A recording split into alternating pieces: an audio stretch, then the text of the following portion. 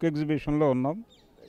పుస్తకాలు అనేది పుస్తకం చదవటం ద్వారా పుస్తకంకి అలాగే విజువల్ కమ్యూనికేషన్కి ఉన్నటువంటి గొడవ ఏంటంటే పుస్తకం చదివినాడికి తనకు తాను విజువలైజ్ చేసుకుంటాడు. ఒక కథ చదివినా ఒక వ్యాసం చదివినా దాన్ని తను విజువలైజ్ చేసుకుంటాడు సొంతగా.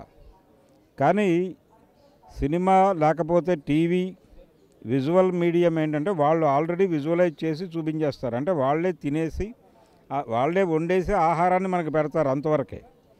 కానీ పుస్తకం చదవటం వలన ఏంటంటే మన విజువలైజేషన్ మన శక్తి పెరుగుతుంది.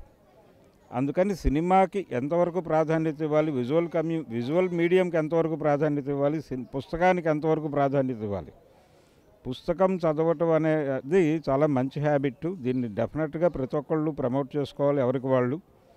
పుస్తకం చదవటం ద్వారా మీ జ్ఞానాన్ని అంటే కేవలం పుస్తకంలో ఉన్న జ్ఞానం కాదు, మీ విచక్షణ మీకు సంబంధించినటువంటి అన్నీ ఓపెన్ అవుతాయి.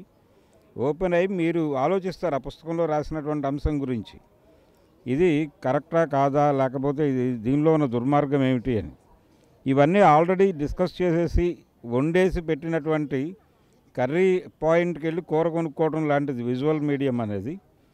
ఇది మీకు ఎక్కువ అవకాశం ఉంది. పిల్లలకు కూడా పుస్తకాలు అలవాటు చేయండి. పుస్తకాలు చదవటం అనేది అలవాటు చేయగలిగితే వాళ్ళ సృజనాత్మక శక్తులు పెరుగుతాయి, వాళ్ళ విజువలైజేషన్ క్యాపబిలిటీస్ పెరుగుతాయి. కాబట్టి ఆ దిశగా ప్రపంచం మారాలని కోరుకుంటున్నాను నేను ఈ బుక్ ఫెస్టివల్ సందర్భంగా. థ్యాంక్ యూ అండి. Thank you sir.